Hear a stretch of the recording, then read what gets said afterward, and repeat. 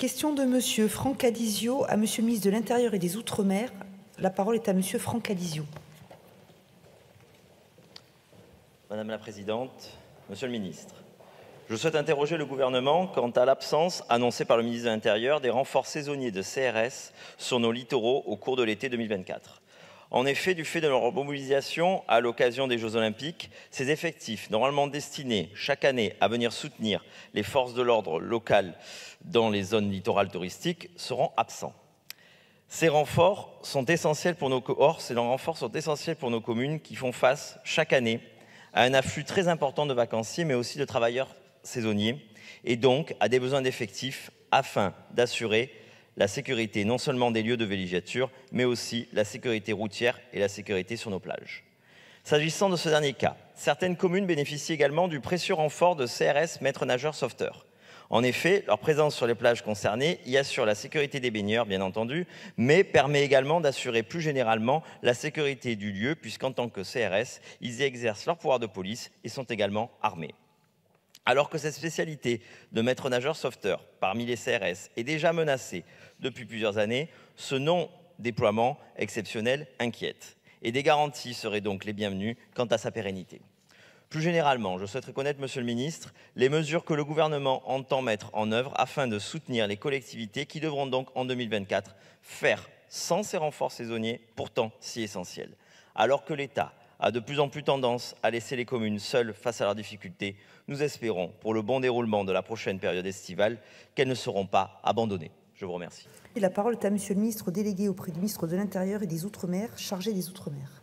Madame la Présidente, Monsieur le député Alizio, l'État et l'ensemble du pays sont en train de se mettre en ordre de bataille pour être au rendez-vous, accompagné par ses partenaires, des Jeux Olympiques. La loi relative aux Jeux Olympiques et Paralympiques de 2024 a été votée.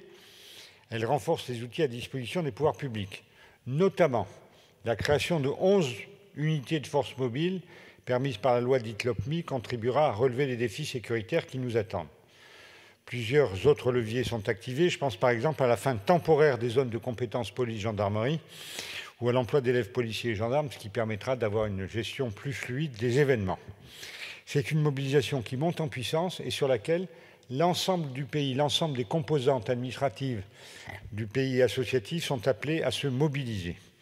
La saison estivale 2024 sera donc en effet nécessairement exceptionnelle et donc dérogatoire concernant les renforts de sécurité que l'État mobilise chaque été pour assurer aux côtés des collectivités la sécurisation des zones les plus touristiques. Je vous confirme, malheureusement, mais c'est comme ça, de ce point de vue-là, que le dispositif des nageurs sauveteurs des CRS sera en effet suspendu durant l'été 2024. Spécialisées dans l'ordre public, les forces mobiles seront naturellement au rang des mobilisations avec toutes leurs composantes. S'agissant des renforts saisonniers, traditionnellement déployés dans les commissariats des zones les plus touristiques, il appartiendra à chaque préfet de zone de défense concerné de déterminer les éventuels renforts des forces départementales ou locales qui pourront être engagés. Le sujet a été déconcentré chez les préfets de zone.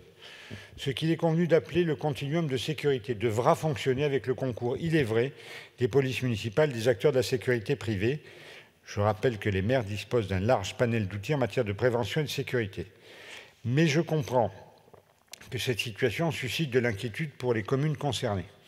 Un travail de sensibilisation doit être mené par le ministère de l'Intérieur et les préfets, travail de concertation avec les maires, à l'instar de ce qui a été mené par l'État avec leurs organisateurs des événements culturels et sportifs.